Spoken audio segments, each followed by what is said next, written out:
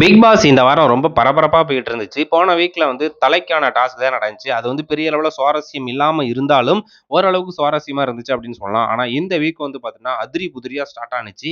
அதுவும் வந்து பார்த்தீங்கன்னா, நாமினேஷன் ஃப்ரீ பாஸ் யாருப்பா வாங்க போறாங்க அப்படின்னு சொல்லிட்டு, அந்த பொம்மையெல்லாம் எடுத்து வச்சுக்கிட்டு, அடிச்சு புடிச்சுக்கிட்டு ஓடி கீழ உழுந்து, மேல உழுந்து, பேசாத பேச்செல்லாம் பேசி, நெறைய பேரோட பகையாவி, கனிலாம் வந்து ஸ்கெட்ச் போடுற அளவுக்கு வந்து பார்த்தீங்கன்னா, நெறைய வந்து பார்த்தீங்கன்னா, வேலைகள் நடந்துகிட்டு இருந்துச்சு. அழகா வந்து பார்த்தீங்கன்னா, நம்ம கமருதீன் அவர்கள் அந்த நாமினேஷன் ஃப்ரீ பாஸ வாங்கியிருக்காப்ல.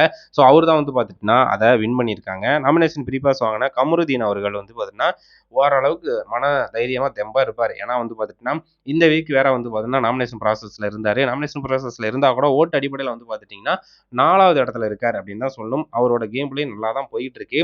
இந்த அரோரா, ஆதிரை இவங்களோட அந்த துஷார் இவங்களோட சேராம நம்ம கமருதீன் அவர்கள் இருந்தார் அப்படின்னா, கண்டிப்பா வந்து பார்த்தீங்கன்னா, அவர் வந்து ரொம்ப நாள் டிராவல் பண்ண வாய்ப்புகள் இருக்கு பிக் பாஸ் ஹவுஸ்க்குள்ள.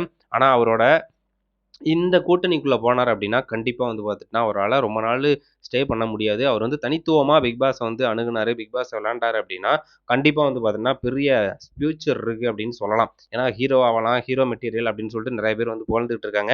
ஸோ, அத இதன் மூலியமா நல்லா பயன்படுத்திக்கிட்டாரு அப்படின்னா, வெளியிலேயே வந்து அவருக்கான சப்போர்ட்டு, பட வாய்ப்புகள் வரதுக்கான வாய்ப்புகள் இருக்கு. இருந்தாலும் நாமினேஷன் ஃப்ரீ பாஸ் வாங்குன கமருதீன் அவர்களுக்கு வாழ்த்து